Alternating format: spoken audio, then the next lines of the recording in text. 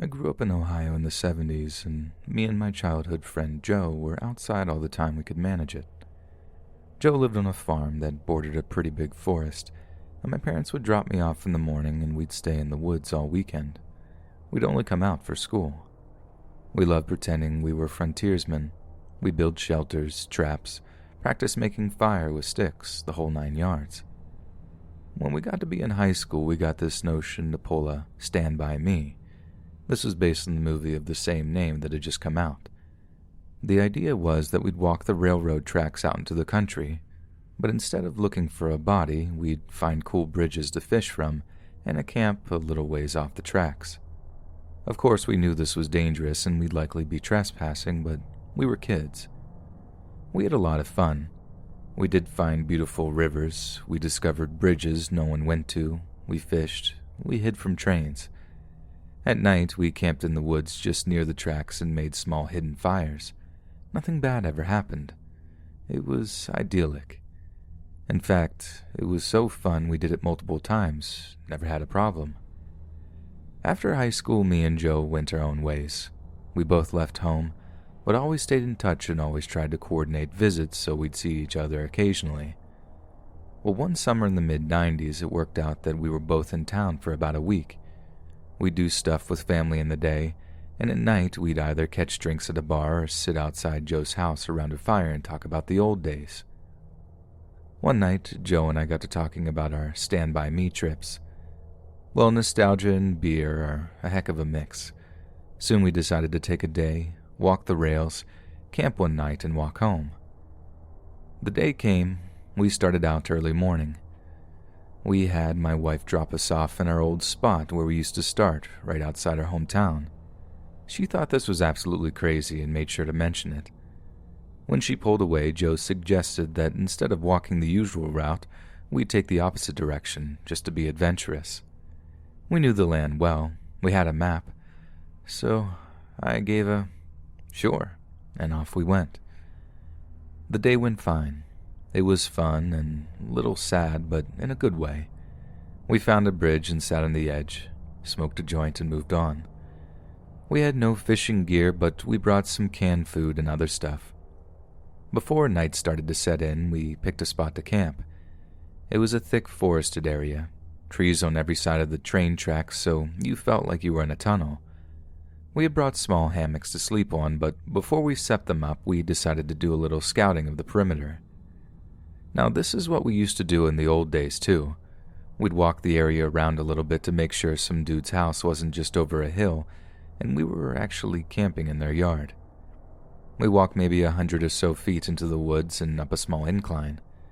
We figured if we didn't see anything from on top of this short hill, we'd be fine. But when we got to the top, we saw an old building down at the bottom, about 100 yards into the woods. It was barely visible. We pondered over what to do. We both assumed it was a sugar shack or something because there didn't appear to be a clear road into it. From where we were, there didn't look to be anyone in it either. All was quiet. No movement could be seen. No lights. We decided to walk a little closer just to make sure. We came down the hill very slowly, and as we neared the building, we saw it wasn't a sugar shack at all. It was an old church. It looked like it had been abandoned for years. It was a squat, sagging building whose wooden planks were almost black from years of moss and rot. A cross still stood on top of the place, also weathered black. None of the windows had glass, and there were no doors, just open doorways. We got close enough to see inside. There were rows of pews in a built-up section in front for a preacher to stand. We didn't go all the way in. We didn't want to. Beyond all that, there was no sign of anyone else. No footprints, no paths, no roads. It was an abandoned church. We left immediately and went back up the hill to our spot we had picked to camp. Having a hill between us and the church made us feel better, but we were still a little uneasy. We chalked it up to the natural creepiness seeing a church in the middle of the woods would elicit.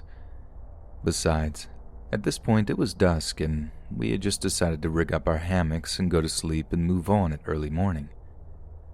Night set in, and as we lay in our hammocks and shot the breeze, we began to hear something in the direction of the church. Our conversation about it went a little like this. "Do you hear that? Yeah, what is that? It sounds like people singing." And it did sound just like singing. We both slid right out of our hammocks and hunkered down, straining to hear more. We listened for a minute or two, and the singing continued, but it wasn't getting louder. Finally, we decided to creep back up the hill and see if we could spy where the sound was coming from. We could still move very quietly in the woods from the old days. It was second nature to us. The moon was barely out, but it provided enough light so you wouldn't walk right into a tree, but it was near pitch black. We didn't use flashlights as we crept slowly up the hill, and we didn't talk. When we got to the top, we saw a light in the distance. It was coming from the church, and the singing was coming from inside. Joe and I put our heads close together and had a hushed conversation that boiled down to, "Can you believe this?" The light looked to be like candlelight from the way it flickered, and though we tried, we couldn't make out what was being sung. It sounded like church music, but in another language. We sat and watched for a while, trying to see who was in there, but we only saw occasional shadows. We had no intention of getting closer either. We had about a football field length between us, and we aimed to keep it that way.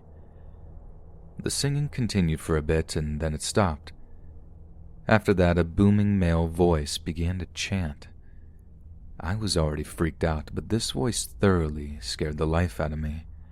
It sounded like some Old Testament preacher you could see in movies, but again, it was like he was speaking in a different language because we couldn't understand a single word.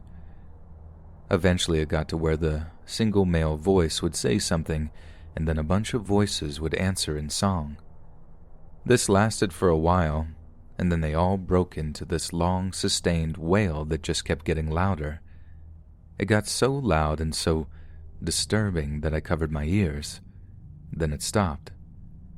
At this point, I was just getting ready to say, "All right, let's get out of here," when Joe put a hand on my shoulder and hissed, "They're coming out!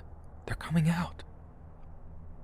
We were far enough away that we couldn't make them out really well, but what we could see was a line of figures walk out the open doorway, all holding hands in single file.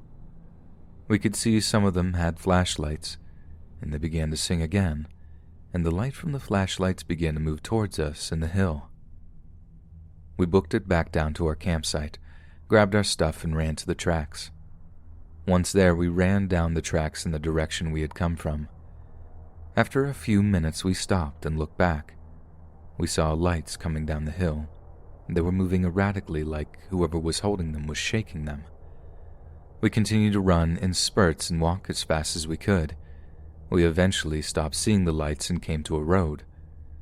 By our map, we knew a small town was about 15 minutes down it, and we walked there, got to a 24-hour gas station, and called my wife to come get us. My wife and other friends all just thought it was kids messing around, but I heard those voices, and they sure didn't sound like kids to me.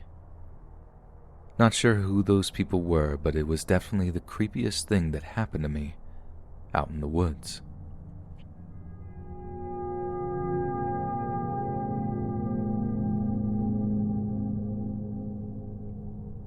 I was working as an assistant manager at a local KFC where I worked for roughly 2 to 3 years.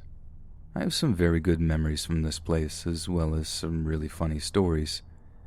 We became severely understaffed at one point, and my general manager at the time left to work for CC's Pizza, another local chain. Because of this, I was left in charge of the store until they found or decided on a replacement for him. After probably 3 months or so, during this time, tensions were high due to our staffing issues, and I was given a raise for holding down the fort, keeping the store open despite most of the employees walking out on me the one night. They finally sent us help, a guy and several of his employees from a store located about 40 minutes away. Some things to understand about this store. It was located in a very wealthy neighborhood and subsequently had very wealthy employees. Anyway, the new manager, Mike, comes in and immediately starts barking orders at everyone. Obviously, no one is listening to him, but when I tell them to do the exact same thing, they get it done post-haste. He asked me why they won't listen to him but will listen to me, and I explained to him that they aren't here for the money, they're here for the experience. I remind him that they're driving Ferraris to work and that he needs to be their friend and their boss. In other words, earn their respect and they will respect you. He agrees to let up on them and try it my way instead. He did listen to me and did start to earn their respect. Then he turns on me and starts demanding stupid and ridiculous things around the store, most of which are related to late-night cleaning, which he knew I didn't do myself and didn't have time for with deposits and whatnot. I got admittedly angry and told him to screw off. After a few weeks of this and a serious amount of stress over the last few months, I decided to put in my 2 weeks' notice. At this point, I already started looking for a job elsewhere and had several offers on the table. I took a job about 2 miles up the street at a local Burger King as their general manager. I ended up working a lot of late shifts because we were understaffed for those particular shifts. This was fine, but it also meant closing the front by myself, mopping storefront, locking doors, etc., while my cook closed the back of the house. I didn't really pay much attention at first. It was barely noticeable. But at the same time, every night, the same car would park in the front of the lot facing the store and just sit there for hours on end. I honestly thought it was kids making out or something at first, but that clearly was not the case. I was always last to leave the store and set the alarm. One night, the second I lock the door behind me and start to head to my car, the engine turns over in the car at the front of the restaurant. It startled me, so I looked over, but all I could see was the headlights and the car didn't move. I hurried to my vehicle and started to drive away. The second I left the parking lot, so did the other car in the parking lot. My drive wasn't particularly far from home, but I had this gut feeling that it would be a bad idea to head there. I start down the very empty 1 a.m. highway and switch into the left lane with the guy still following behind me. After a minute or two at 10 or 15 miles above the speed limit, I decide to switch into the right lane and drastically slow down to see if he'll pass me. The guy also switches over and slows drastically down. Now, I'm not stupid. I know when I'm being followed, and at this point, I'm scared. I grab my almost dead phone and call my husband. I frantically spout off what's going on, and he tells me to drive to the police station, so I start heading in that direction. I don't know if this guy caught on to that or not, but right before we hit the road the station is on, he blows by me at an insane speed and keeps driving. I turn around and went home. Fast forward another week and I see the same guy sitting out in the parking lot again in the same car. This time I called the cops right away at the urging of my cook and my assistant manager. The cops showed up and get the guy to come out of the car. It's Mike, from my old job. He tells them he wasn't doing anything wrong and developed a crush on me from our time together at our old job and just wanted to say hi. They didn't arrest him, but told him to get out of there, saying that he was loitering, and it put enough fear into him that, thankfully, he didn't show back up again.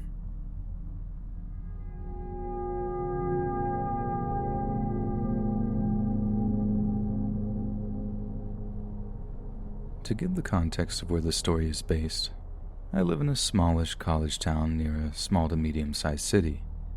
The town itself doesn't have a lot of people and is mostly here to cater to the demand that comes from the college.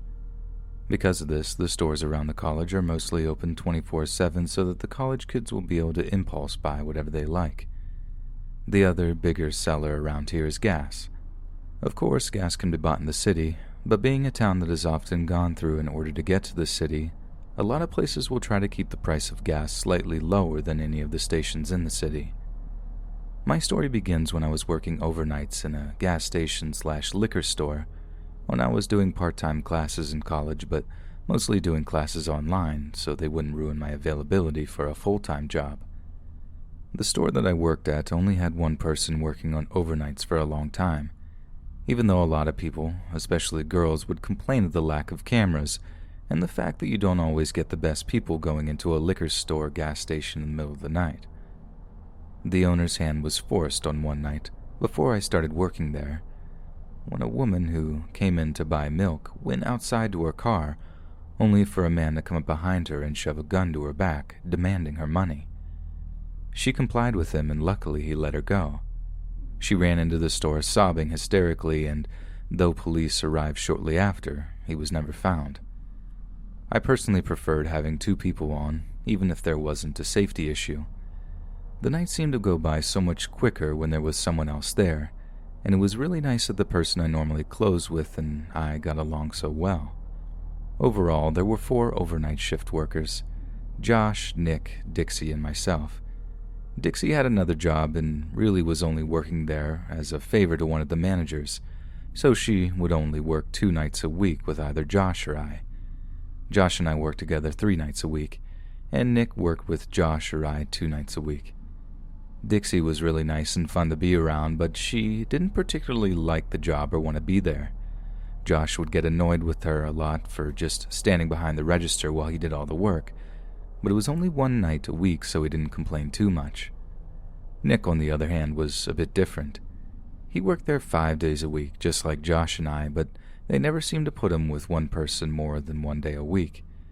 Nobody seemed to really like him or like working with him. Nick was a little off from the start. He was one of those people who told you his entire life story as soon as he met you, giving a bunch of really personal details that no one really felt comfortable hearing.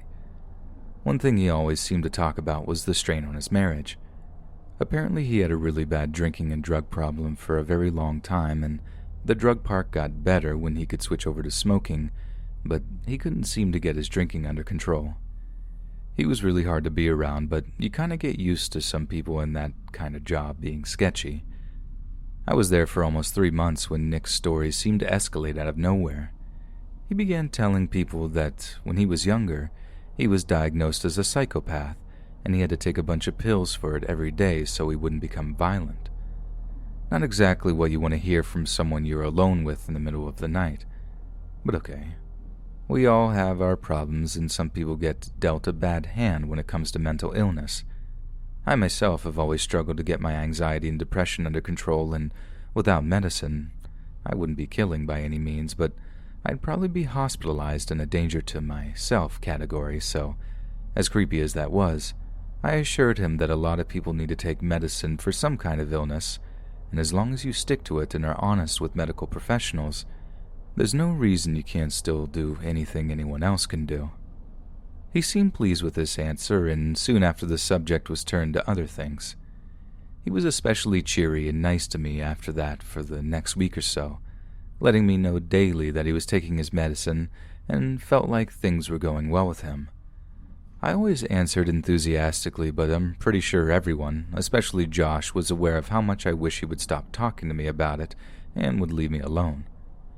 Josh had a wife and daughter who was 2 at the time, so he couldn't help but see us younger girls through the eyes of what his daughter might potentially have to deal with when she was our age, and seemed to go out of his way to end my conversations with Nick rather quickly, which I was grateful for and didn't really try to pretend that he liked Nick.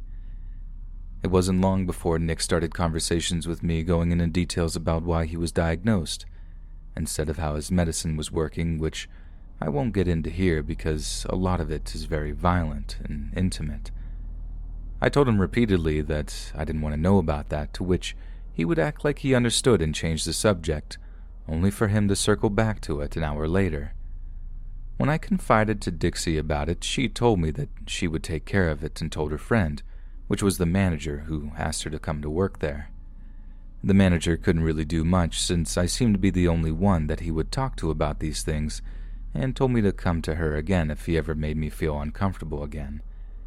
It was starting to get increasingly tense for everyone working with him, after he was talked to by the manager, and soon enough 2 other women who worked with him on the night shift reported comments that he had made to them to the manager. I was questioned, in which I agreed that all of the statements made by the women were similar to things that had been said to me. Nick was given a final warning and a write-up. The next couple of times I saw him, he would go on rants about how people there were only reporting him because they didn't like him. I assume he didn't know that I had been questioned too, and neither Josh or I had any intention to tell him. He got so angry at one point that he practically was in tears, saying how lucky those fools were that he was on his meds and what he would do to them if he wasn't. Luckily, it was at about that point that his shift ended, and pretty much as soon as he clocked out, Josh told him that we had a lot of work to get done that night, so we didn't really have time to chat with him. He nodded and walked out the door without another word. Josh wasn't lying either. The truck had come extremely late that day, so there was still quite a bit of things that still needed to be put on the shelf. One thing that the earlier shifts never seemed to do, unless they absolutely had to, was stocking the drinks cooler. It was true. That was easier to do at night when there were a lot less customers, so it was annoying since we couldn't chat, but we just went with it. I can't remember the time that Josh went into the drink cooler, but it must have been pretty late since we had been there for a while at that point. I was still focused on stocking the shelves and making sure everything looked full if we didn't have it, when the bell chimed, signaling someone had come in. I threw out a good evening and I'd be right there, since anyone that came in that late usually only wanted a pack of cigarettes or to pay for gas and cash. I put down my box and went to the registers, slowing dramatically once I could see them. You guessed it. There was Nick, not looking at me but leaning next to my register. I'd be lying if I said I had a reason to be afraid. It did turn out he was drunk, but I couldn't detect it right away from the smell of booze that always seemed to linger in the air around there, and Josh was right on the other side of the wall. Even so, I considered for about 30 seconds if I should actually go or if I should run into the cooler and get Josh. Nick wasn't a young, fit guy or anything. Years of drugs and drinking had aged him prematurely and ruined his body, but he was still intimidating to a 20-year-old girl. Unfortunately, Nick made the decision for me when, probably tired of waiting, turned toward me, and that's when I noticed immediately that there was something off about him. My voice was nothing more than a pathetic whisper when I asked him what he wanted. He just stared at me, nothing of his face to tell me what he was thinking. I was about to speak again when he spoke, barely intelligible because of his slurring. "You leave you here alone?" It took me a second to shake my head and tell him in a hopefully stead voice that Josh was in the cooler and asked if he wanted me to go get him, again staring at me in silence. At this point, I didn't care what he said, I just wanted him to say something. The silent staring was creeping me out. I asked with more force in my voice, "What do you want, Nick?" As soon as I stopped speaking, he grinned at me in a disgusting, almost singing voice. He said, "You're lying. You are alone." He laughed and took a step toward me, but stumbled, allowing me to take several steps back. At this point, I should have run to Josh. I should have called for him. Anything, but I couldn't believe that I was reading the situation right. Nick was really weird, but I had never felt an actual danger around him before. He had never come off as more than a little unstable. He continued to come forward in slow, stumbling steps, telling me to "Come here. I just want to talk." I kept out of his reach, telling him to back off and that I would hurt him if I had to. He thought that was particularly amusing and laughed loudly enough that Josh told me later was what caused him to look through the spaces of the racks and see what was going on. Josh was out of the door in a second and seemed to come out of nowhere, shoving himself in between Nick and I. They didn't even say anything, just stared each other down before Josh said in a stern tone, "I think you should leave now, man." Nick stared blankly for a moment, then scoffed, telling us that we couldn't take a joke. I was trying not to cry at this point. The only thing more terrifying about the situation was knowing that if Josh hadn't been there, and he had somehow caught me, I would have stood no chance against him. Josh left me standing with my back against the wall, corralling Nick to the door. Completely unexpected on both of our parts, Nick turned and took a swing at Josh. Luckily, either because he was drunk or just really uncoordinated, he missed Josh's face, and Josh grabbed the back of his coat and brought him down as he smashed his knee into Nick's stomach or chest area, I'm not sure which, and used the opportunity of his sputtering to drag him to the door and throw him out, locking it. Josh had just turned and told me to call the cops as we heard this sickening crack behind him. We both jumped and looked at the door to find this big circle of glass. It's hard to explain, but if you've ever seen a movie of one or an actual car wreck when something's hit a windshield, but not hard enough to break through it, It turns white all around the point of impact. That's what the door looked like. Josh didn't have to tell me what to do. This time I ran to the register and grabbed my phone, going to the corner furthest away from the front door and huddled on the floor. I didn't even notice at the time, but Josh told me later that when he turned to see the glass, that was the first time that he noticed that Nick had a hunting knife in his other hand. The fact that he had tried to punch Josh instead of stab him is a mystery and a miracle. I was sobbing when the operator picked up the phone. I don't even know how she understood me. I was crying so hard, but between my distress and the sounds of Josh and Nick yelling at each other in the background with loud smashes of Nick hitting the door, she got the urgency of the situation. She asked me where I was, and luckily she knew the address because just as I got up to look at the receipt to see what the address was, the glass smashed. I dropped back to the floor and she told me that officers were already on the way and to do whatever I could to get away or hide, even if I had to leave Josh. The hole wasn't big enough for him to get through, and he had made it by grabbing the ashtray from outside and throwing it at part of the window he had been repeatedly punching, causing it to break through. He didn't make it to break through. From that hole, he could reach the lock on the door. According to Josh, he walked to the door and put his mouth against the hole that he had just formed and said something. I'm sobbing now just thinking about it. In that horrible sing-song voice that he had used the first time I talked to him that night, he said in such a happy tone, "They're never gonna find you too." Needless to say, as tough as he was acting, Josh was completely losing it as much as I was. He was older than Nick, in his mid-30s, but he was a beanpole and wasn't exactly known for his fighting skills.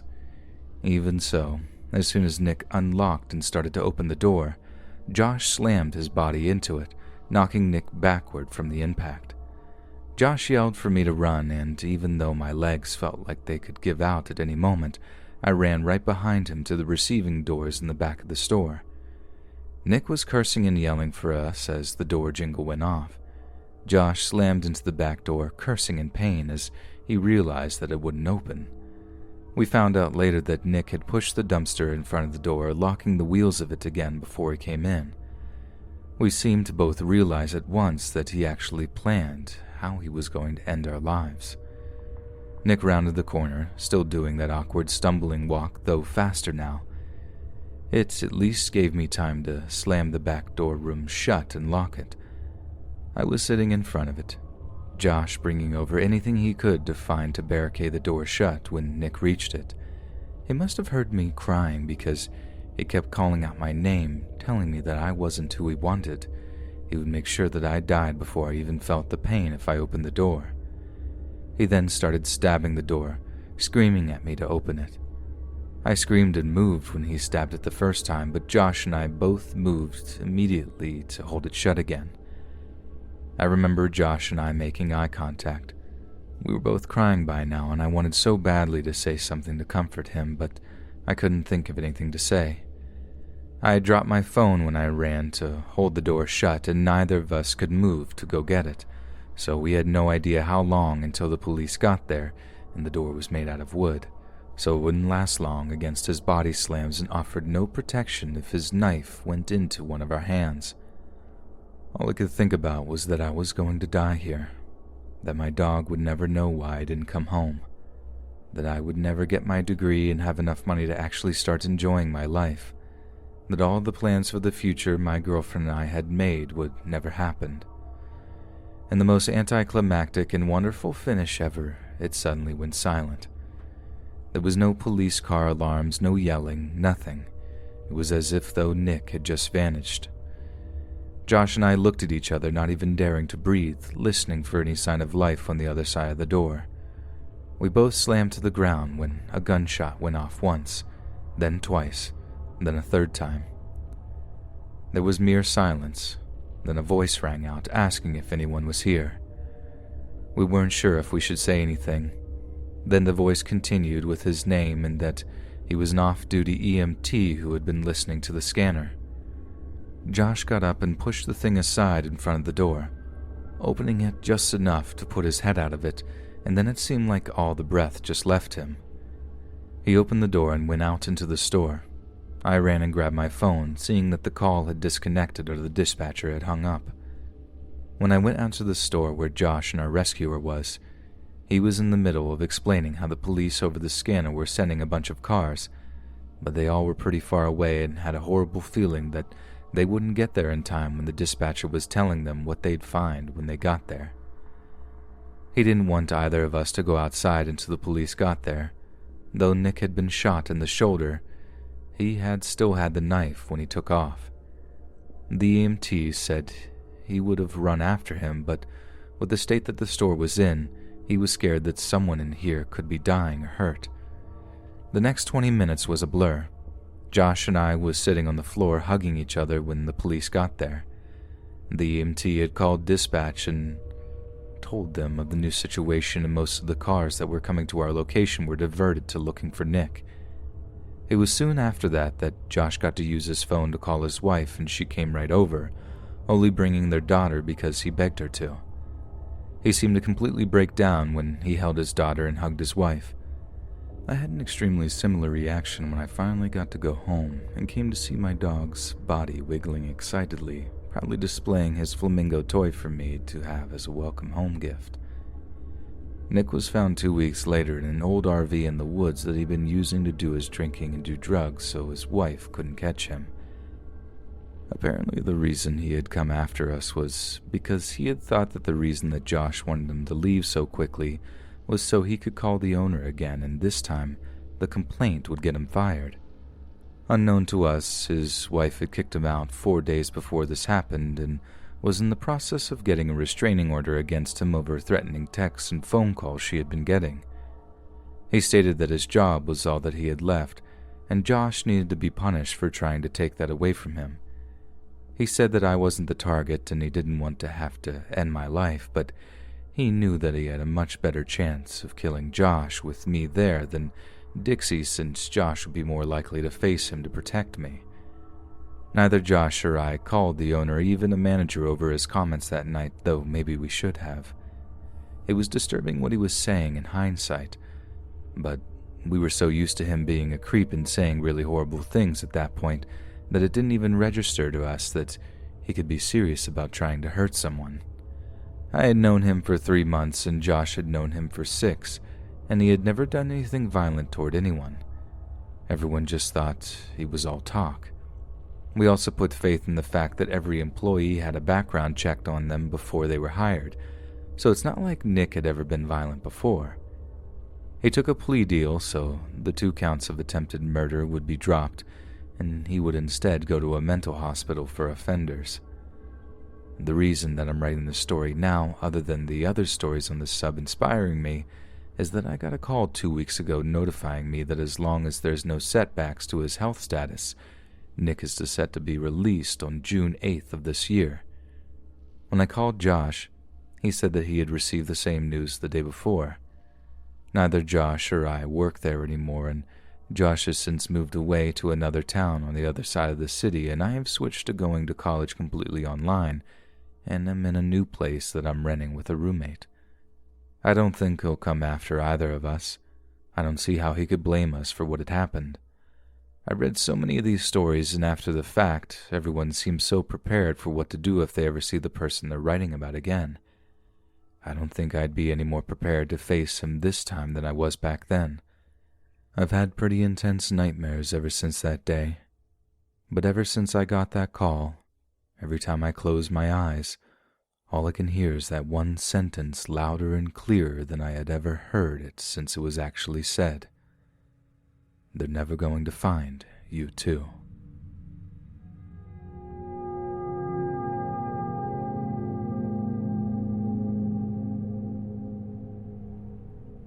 I'm a small, skinny female student in my late 20s who works part-time as a waitress. It's usual for me to walk home late at night, and my town is not known for much crime. Nothing really ever happened to me here, but sometimes I had strange encounters with customers at the bar I'm working at. It was about 4 in the morning a few weeks ago on a Monday, walking home from my late shift on Sunday. I read a lot of stories here, and I'm also always aware of my surroundings. I don't like that random customers would know my address or where I live, so I like to walk different ways to my apartment. I was on one of the main streets of my city, but it was very late and the city is small and it happens often that I don't see a single person on the way home. Suddenly I heard yelling all over the street, and since I was alone, small, and not really strong, I walked slower and hid behind a wall. I tried to figure out where the noise is coming from, and there I saw them, a seemingly young couple arguing heavily over something in the middle of the road. I decided to keep hidden since I don't know exactly what's going on. I dialed the emergency number of my country just in case I needed it later. I kept watching because I had to pass this way no matter what, and that's when he grabbed her hair and pulled it heavily. He was beating her for a few seconds, still in the middle of the street. The scene was over quickly and they vanished from my sight behind a big car, still yelling at each other. I thought about still calling the police, but thought that there couldn't be anything done because they stopped, and if you get involved in something like this, the women, sadly, often deny what happened. I was still hiding behind the wall and was torn. On the one hand, there was nothing to report anymore, and on the other hand, I felt responsible for that girl's safety. I tried to get a little closer and the yelling stopped. I wasn't able to see them anymore. After waiting for like 30 seconds that felt like hours, I decided to continue walking home because there was nowhere else to be seen. Instant regret is hitting me really hard, but didn't know what this guy was capable of or if he was carrying a weapon. Weapons are not that common in my region. I had to do something, so I turned back to where I last saw them, and there was the girl, already walking fast towards me, hoodie down her face. She had clearly a defensive body language, so I wasn't afraid of her. I could see her realizing that there is another person on the street who could maybe help. The guy was still behind her, apologizing. That was when he also saw me, and he stood still immediately. The girl is crying a little as she reaches me. I can see she was way younger than me, and I try to look as angry as possible at her attacker. The guy looks at me and completely stops following her. I asked her if this was her boyfriend, and she said yes, but only for a couple of dates. She told me she was only 16 and she has to go home because she's already late. Yeah, a 16-year-old on a Monday at 4 a.m. Right then, a police car drove by, also the only car on the road, and the guy starts to scamper away.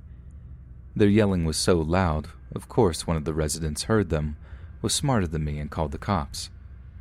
The girl told me her name and that she doesn't want to get involved with police because of her strict parents and the fact that she was out way too late already. No one in the police car saw us, and I told her to walk home because I wanted her to get there safe. She seems fine, and we walk away from the police car. It was a dumb thing to do, and I do regret it. I should have insisted that she tell them her story. I know that now. In that moment, I thought it would be the right thing to do. I walked her to her nearby apartment complex. It was not in the direction that I had to go, and the guy had vanished after he had seen the police car, and I made sure that he didn't follow us. He actually ran in the opposite direction. I gave her my phone number and told her to write me a quick message when she gets home safe because now I kind of felt responsible for her. The next dumb thing I do is I didn't walk her to her door. She was naive, maybe a shy girl, and I told her to break up with that idiot immediately. And by that time, he had sent her already 5 messages and called her quite a few times. Thankfully, she never texted back. I hope she got home safe and did break up with him, but I'll never know. I didn't want her to feel forced to give me her number, and I kind of regret that too. It's likely that this was just a fight between 2 young and dumb kids, but I hate the uncertainty that had left me inside.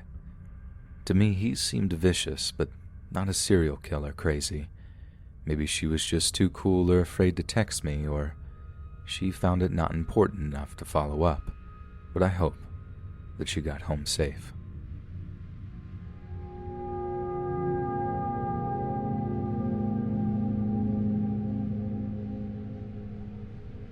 This happened between the ages of 13 to 16. I'm 26 now, but I still remember it vividly. When I was in the 8th grade, my friend Jenny and I were messing around during PE, and Our teacher was getting irritated that we weren't paying attention or doing what we were supposed to do, so he separated us. Before we parted ways, I handed her my phone and told her to give me her number, so she quickly put it in, and I put my phone back in my sweat pockets and went to the other side of the gym. I texted her, "Hey, it's me," and a picture of me making a face, and she replied a couple of minutes later. We were talking back and forth for a couple of minutes before I said something I thought was hilarious, and I looked up to watch her read my text and burst out laughing. That was when I got a response without Jenny ever looking at her phone. "Who was I texting?" I replied, asking who I was talking to, and they never responded. After class ended, I walked up to Jenny and asked her what her number was. She told me her number, and the number I had in my phone was off by 1 digit. The person never texted me back, so I ultimately forgot about it.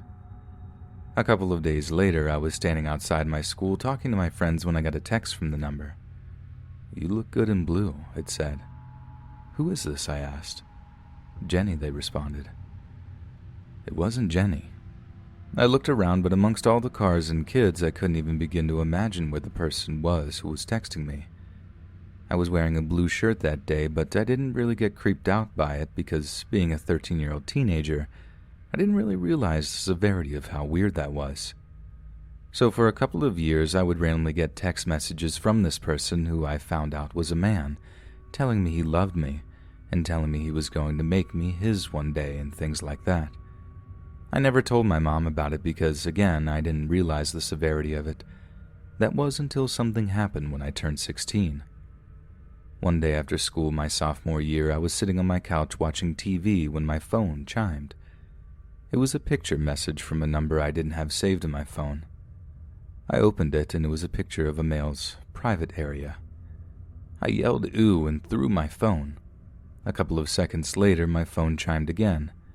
I picked it up, and it was a picture of a big Hispanic man coming from the same number. I showed my mom's boyfriend at the time, and he called my mom to come home. When my mom got home, I showed her the pictures and told her everything. Of course, she was angry at me for not telling her years ago when this all started, but I just apologized, and she told me it wasn't my fault and we were going to the police. So we get to the police station and file a report. The officer, who shall remain unnamed in short, did nothing. He ran the number and told us, "This number is from town over, so it's technically out of our jurisdiction." My mom asked if we should go to the town over and file a report, and he said no and that he would call him. This is how the conversation went between the officers and the man. "Hey, I'm from the town over police department. Have you been sending pictures to a young girl?" "No habla inglés." "Oh, okay, sorry." And that was literally it. That was the whole confrontation. My mom was livid. She lost her mind on this officer. I don't even remember most of what she said except for that it was very loud, there was lots of cussing, and the officer was scared. He looked at my mom and told her, "Look, he hasn't ever showed up in person and he doesn't live in town. My suggestion is just to block his number." My mom, dissatisfied with this answer, grabbed me and we left. We were going to the next town over's police department. Yes, he was right. I had never seen him in person, but he had seen me in person. He knew things like where I was and what I was wearing and had been texting me for years. On the way to the police department, he called. My mom pulled over and grabbed my phone. "Hello? Hello, where's..." saying my name. "This is her mother, you sick monster." He started laughing and told her, "She's mine. I'm going to take her away from you and make her my wife. You can't stop me." My mom started screaming that he was going to kill this coward. The whole time he just laughed at her while my mom yelled, and I started crying. After he hung up, my mom called the police again, and they told us that there was nothing they could do and to just block him. Luckily, that was the last time I'd ever heard from him. This was 10 years ago, and I still think about it all the time. I have a daughter who I worry about things like this happening to as well, or that one day that man will come back and begin to target her.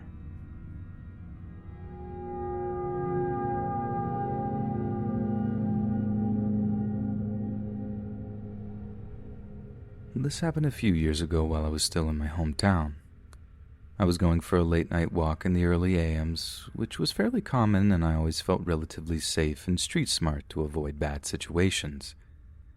My walks would often take me all over town, though my favorite haunt was a park we had down by the river. Though it was known as a hangout spot for weirdos and druggies so late, I've always walked there plenty of times and never encountered any problems, so I went down there again, all the same to enjoy the breezy river air. The walk to the park itself was uneventful, and so we'll get to the anatomy of the park itself, something vital to realize the magnitude of the situation. The park was unfenced and easy to get into, open to the public, and looking from the park itself you could see an opening to the beach and river along it. There needed to be an opening because the beach was a bit of a drop-off. You had to take a moderate step down from the concrete supporting the park itself just to get onto the sand and away from this opening. The disparity between the concrete steps and beach became such a length that they needed fencing so as to prevent people from falling and hurting themselves. Basically everything not beach led to a major drop-off into only a sparse line of sand or muddy area, with the only thing separating you from the drop was either fencing or a major tree line. So as I'm walking through the park, there's nobody around, and it's absolutely silent until the hooting of an owl breaks it. I'm surprised because owls were rare in those parts in that time of the year, but I ignored it and continued my walk as it continues hooting. As I meandered closer to where it sounded, I noticed two things: that the owl sounded like it was in pain, and that it was on the ground. I get really concerned for it and want to help it, so I start going over to where the hooting is coming from, though tentatively, because even right then a weird chill climbed up my spine, though I couldn't say why. I get closer and it sounds louder, more hurt, and is definitely on the ground in the same place. I keep walking closer and hear it right behind the tree line after the drop-off point. For more of the park's layout, anywhere past the tree line led to a drop that was just a thin line of earth separating you from the water, like a gorge.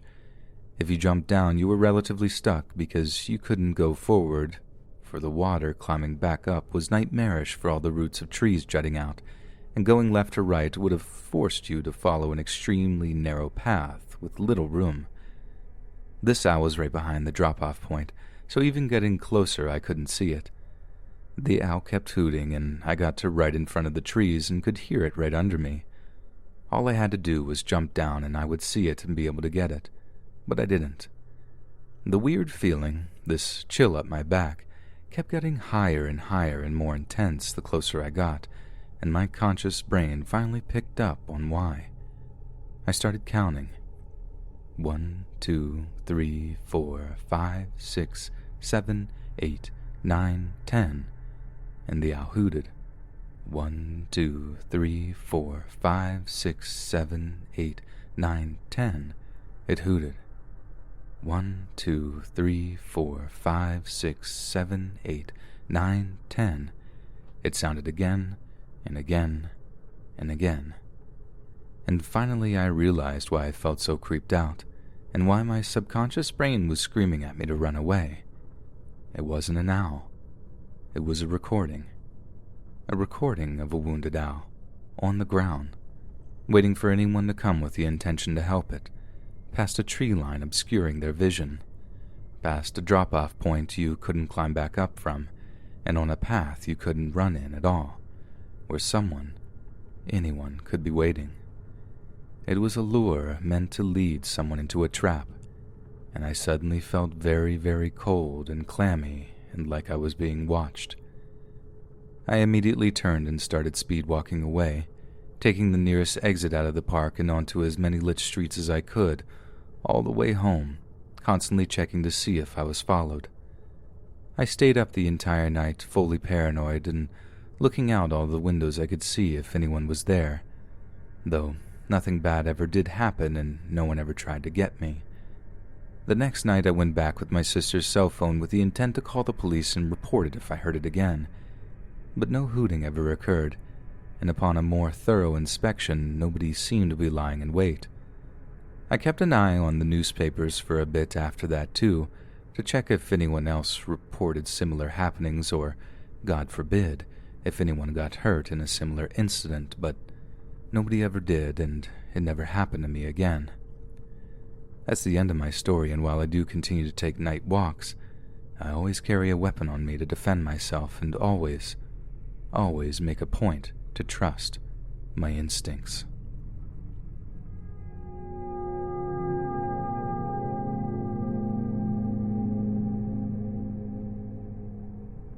This took place about 4 years ago when I was still in college. So I want to preface by saying I didn't always make the smartest choices, but I have learned better now. I would not recommend anyone doing what I did. Around that time, I was doing acting jobs on the side for fun and was part of a Facebook group that covered the whole state. This was my main source to find any auditions before I found an agent. One night, I was scrolling the page and saw there was an audition for this action film. I had never heard of the production company, but that was pretty common as many college students would also use the page with a made-up production company name. Me being a person who couldn't resist auditioning for everything at the time, sent the director a message with my headshots. It took about 30 minutes for him to respond. I'd like to note that this was 1 a.m. when I had sent the last message. I, being naive, thought this was normal. He asked if he could call me, and I gave him my number.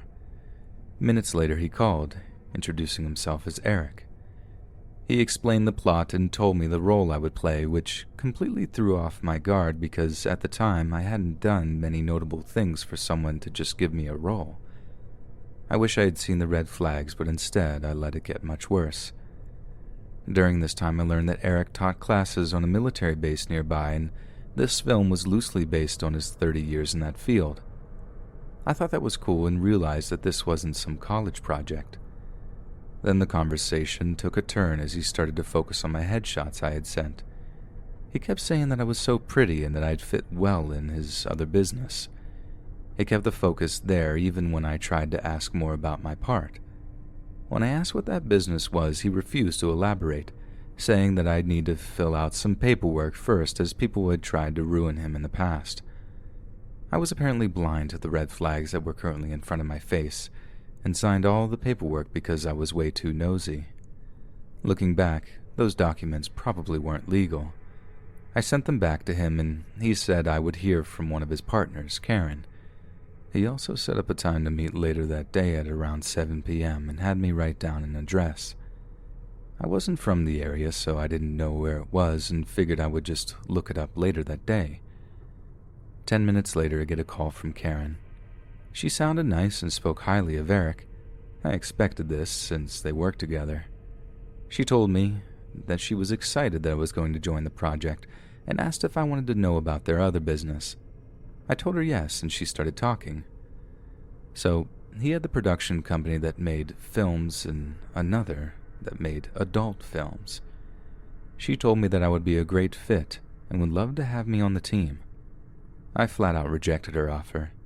She tried to make me budge by telling me that their company was really popular, but I wanted no part of it. A few days after this all happened, I tried looking up the company, and it didn't exist.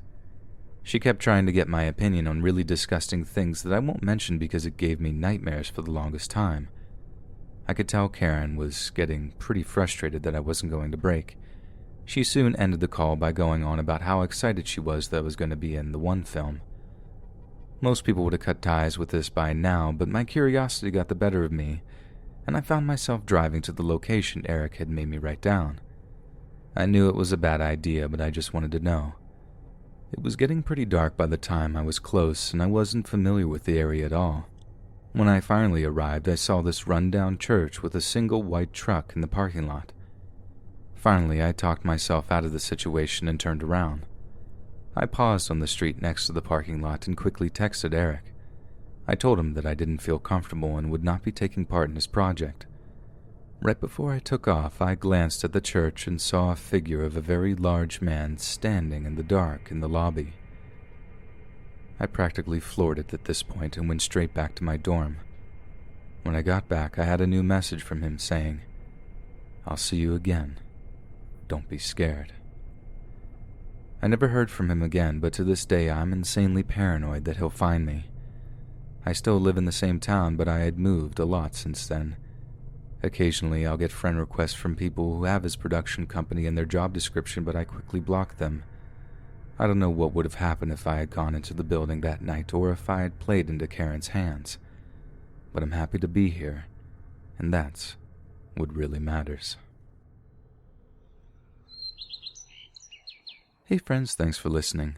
Be sure to subscribe and click that notification bell to be alerted of all future narrations. If you got a story, be sure to submit them to my subreddit, r/LetsReadOfficial, and give and receive feedback from the community, and maybe even hear your story featured on the next video. And join my Discord to interact with me and other listeners directly. And if you want to support me even more, grab early access to all future narrations for just $1 a month on Patreon, and maybe even pick up some Let's Read merch on Spreadshirt. And check out the Let's Read podcast, where you can hear all these stories in long compilation form and save huge on data, located anywhere you listen to podcasts. Links in the bio. Thanks so much, friends, and I'll see you again soon.